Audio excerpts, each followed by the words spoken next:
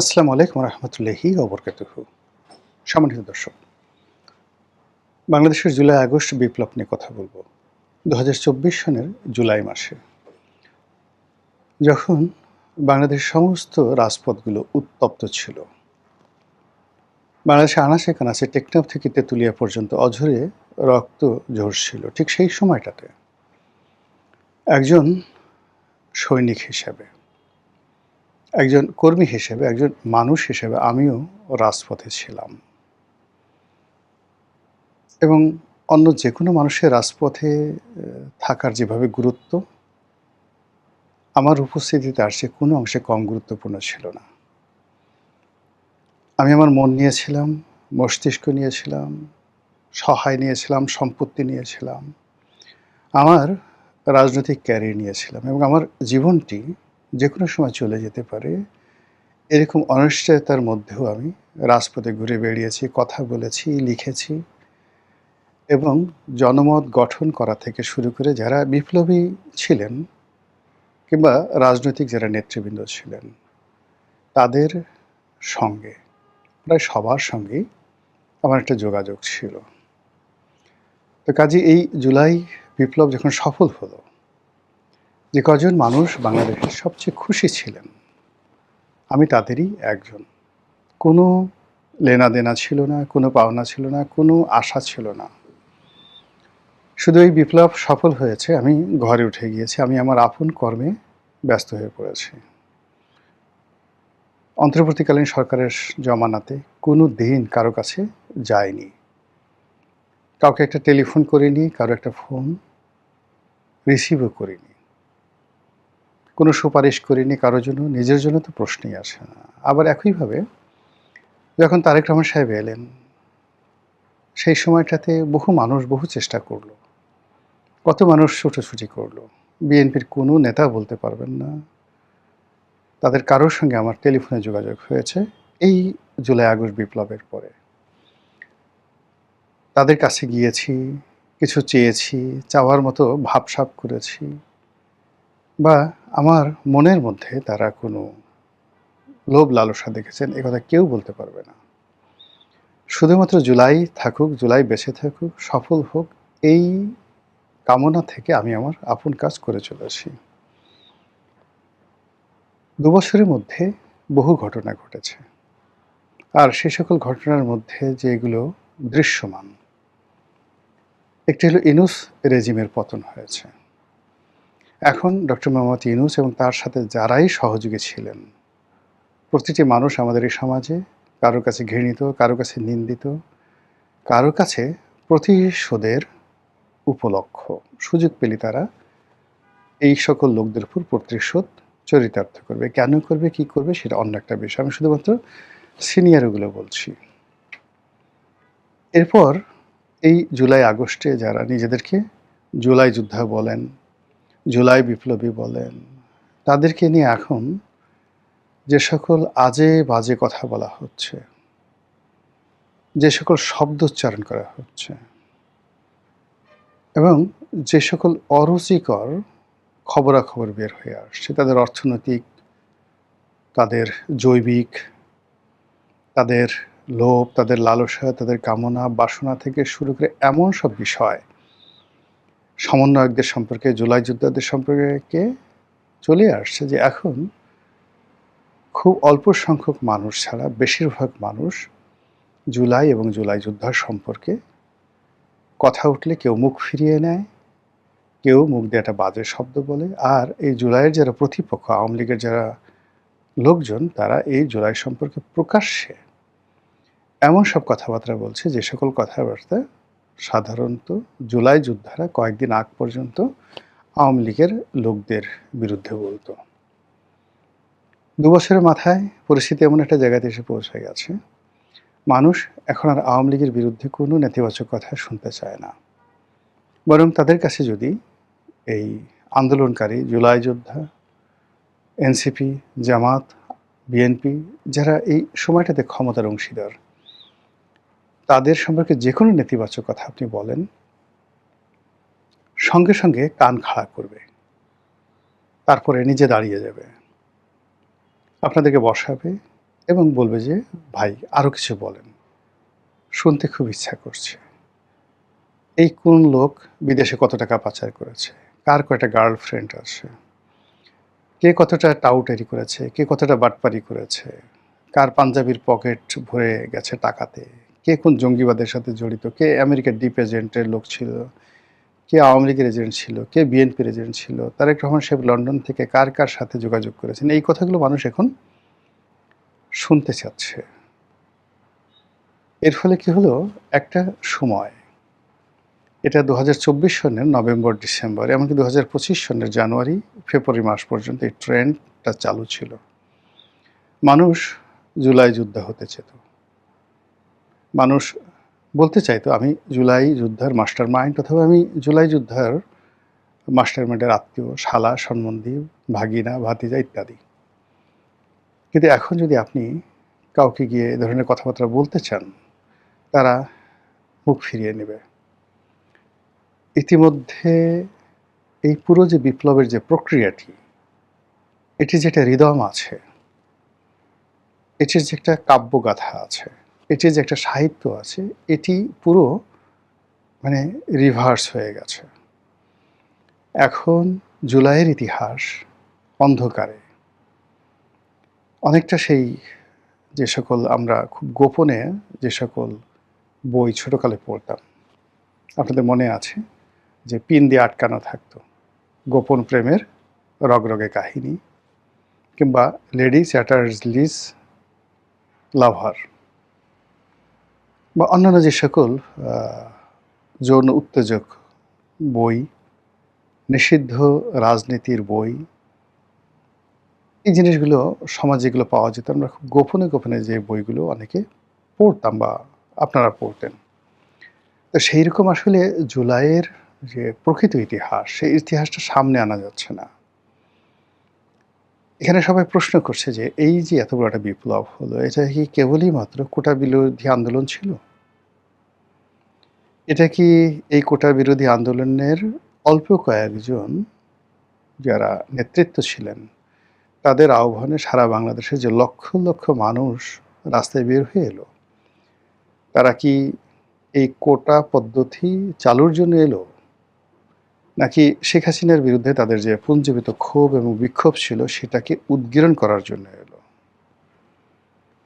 নাকি এরকম একটা নাটক তৈরি করা হয়েছিল, পরিবেশ পরিস্থিতি তৈরি করা হয়েছিল, এরকম একটা ভাইব তৈরি করা হয়েছিল যে মানুষের মধ্যে আবেগ তৈরি হয়ে যায়, এবং সেই আবেগে মানুষ রাস্তায় নেমে আসে। আর মানুষ যখন রাস্তায় নেমে এসেছিল আবাল বৃদ্ধ বনিতা, ঠিক সেই সময়টাতে যারা পর্দার আড়ালের খেলোয়াড়, তারা খেলে দিয়েছে। কেউ AK-47 হাতে নিয়েছে, কেউ স্নাইপার রাইফেল হাতে নিয়েছে, কেউ তলোয়ার হাতে নিয়েছে, আরও অনেক কিছু। এই কথাগুলো এখন আর কেউ প্রকাশ্যে আলোচনা করতে চাচ্ছে না। এর কারণ হলো যে বেশিরভাগ মানুষ আন্দোলনে মোরাললেস, বুঝে হোক না বুঝে হোক, আবেগের কারণে হোক, সবাই গিয়েছে। তো এই বিষয়গুলো যত বেশি আলোচনা করছে, তারা সবাই ভয় পাচ্ছে। যেমন আমি ভয় পাচ্ছি যে ঠিক আছে, আমি তো ২০১৪ সন থেকে এরকম চ্যাটাং চ্যাটাং কথা বলে আসছি। তো এখন দেখা গেল ভবিষ্যতে আওয়ামী লীগ এলো বা অন্য কোনো দল এলো, আচ্ছা ঠিক আছে, গোলাম মোল্লা রনিকে ধরে আনো, এনে তার কাছে এটা জিজ্ঞাসা করো যে তার সাথে তারেক রহমান সাহেবের সাথে কি কথা হয়েছিল, তার সাথে জামাতের লোকজনের কি কথা হয়েছিল, এনসিপির লোকজনের সাথে কোনো কথাবার্তা হয়েছিল কিনা, তার সাথে মার্কিন ডিপ স্টেটের কোনো কথা হয়েছিল কিনা, কিংবা বিদেশের যারা ইল্লু পিঙ্কু আছে তাদের সাথে কোনো কালে কথা হয়েছিল কিনা। যারা পালিয়ে যাবে তারা তো যাবেনই, কিন্তু যারা দেশে থাকবেন, আমাদের মতো যারা দেশে মরে গেলেও থাকবেন, প্রতিটি মানুষের মধ্যে এ ধরনের একটা ভয়। ডিবি অফিসে নিল, ডিজিএফআই অফিসে নিল, নিয়ে এই ধরনের কথাবার্তা প্রশ্ন করলো। এখন ধরেন আপনি কিছু জানেন না, শুধুই মাত্র আবেগের বশে আপনি রাস্তায় নেমেছেন, আবেগের বশে অনেক কথা বলেছেন।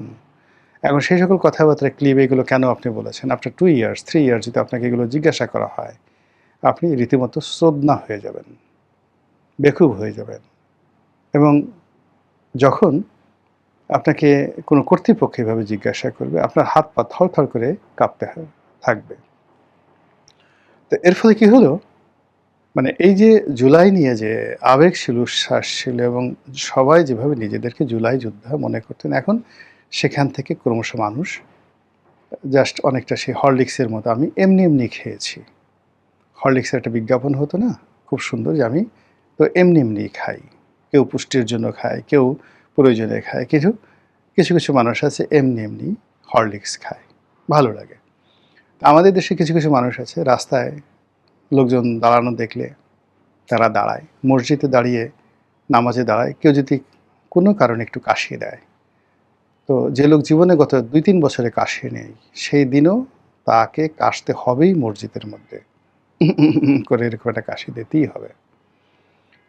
এরপরে নামাজে দাঁড়িয়েছে, সেজদায় কোনো হয়তো অবোধ বালক বালিকা, সে হয়তো কিক করে হেসে দিয়েছে। 80 বছরের বুড়া লোকটি পাশে, তাকেও হাসতে হবে। হাসতে হাসতে তার চোখ দিয়ে পানি ঝরঝর করে পড়ে গেছে। ওই যে শিশুকে হেসেছিল সে হয়তো থেমে গেছে, কিন্তু বুড়া আর থামছে না। রাস্তাতে আপনি যাচ্ছেন, হঠাৎ করে দেখা গেল যে দাঁড়িয়ে 3-4 জন লোক একটা ওয়ালের ওখানে দাঁড়িয়ে প্রস্রাব করছে।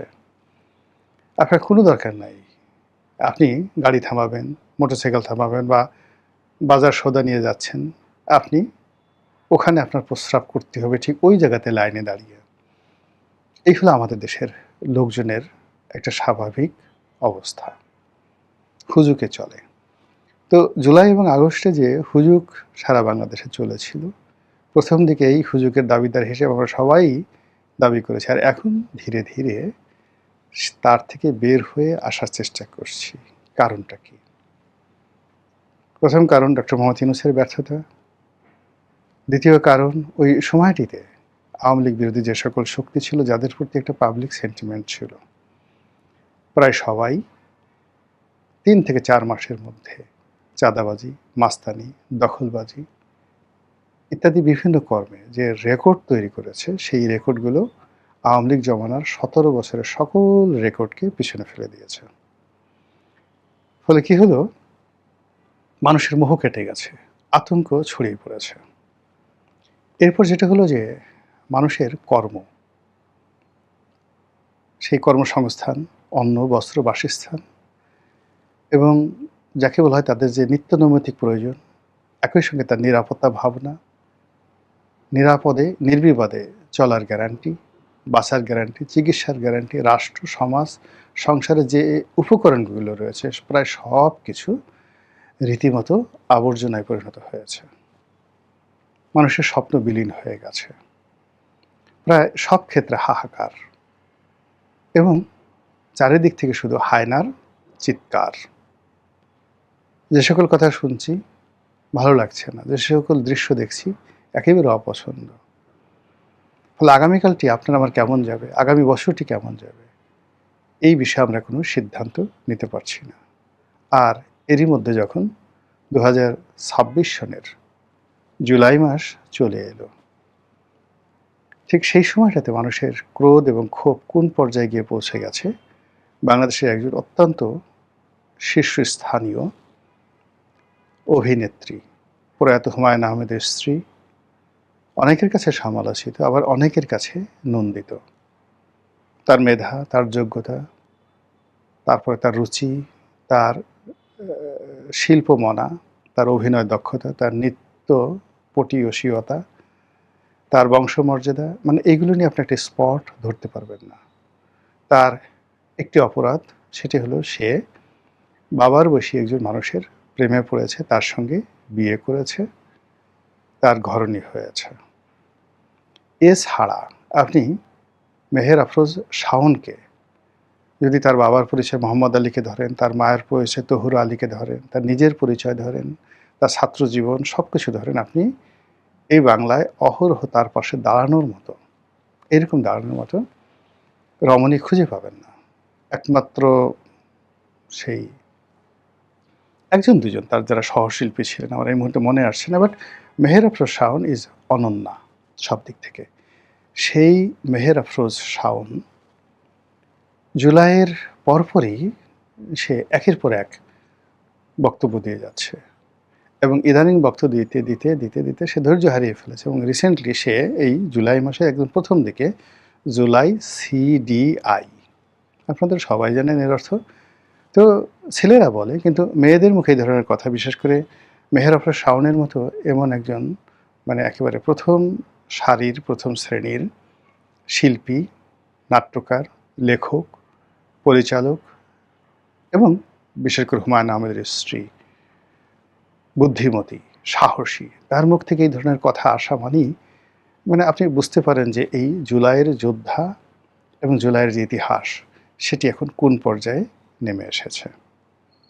সারা বাংলাদেশ তোলপাড় চলছে শাওনকে নিয়ে, যে যার মতো গালাগালি করছে, কিন্তু গালাগালি করেন, আপনার ভালো লাগে শাওনকে গালাগালি করতে, আপনি করেন, কিন্তু তার সঙ্গে সঙ্গে শাওনকে এই কথা বললো বা শাওনের মতো অন্যান্য হাজার হাজার মানুষ, লাখ লাখ মানুষ এই কথাগুলো যারা বলছে, আপনি তাদেরকে তো টিকিটে পাচ্ছেন না।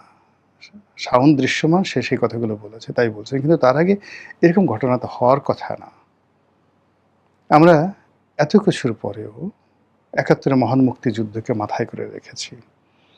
আমেরিকা যারা মুক্তিযুদ্ধের পরাজিত শক্তি, তারাও মুক্তিযুদ্ধকে মাথায় করে রাখতে চাচ্ছে, মাথার তাজ বানাতে চাচ্ছে, তারা মুক্তিযোদ্ধা হতে চাচ্ছে, মুক্তিযোদ্ধার ছেলে সন্তান নাতিপুতি হতে চাচ্ছে, মুক্তিযোদ্ধাদের শালক দুলাভাই হতে চাচ্ছে, শিশু মুক্তিযোদ্ধা হতে চাচ্ছে।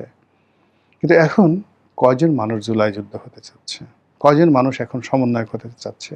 কয়জন মানুষ সমন্বয়কের শ্যালক দুলাভাই বা জুলাই যোদ্ধার দুলাভাই, শ্যালক, পিতামাতা হতে চাচ্ছে? এই বিষয়গুলো যদি আপনি মূল্যায়ন করেন, তার সাথে সাথে ২০২৪ সনের জুলাই মাসের সেই রক্তাক্ত দিনগুলি যদি আপনি স্মরণ করেন, বিশ্বাস করেন, আপনি হিসাব মিলাতে পারবেন না। মহান আল্লাহ আমাদের সবাইকে হিদায়াত দান করুন এবং হেফাজত করুন। আসসালামু আলাইকুম ওয়া রাহমাতুল্লাহি ওয়া বারাকাতুহু।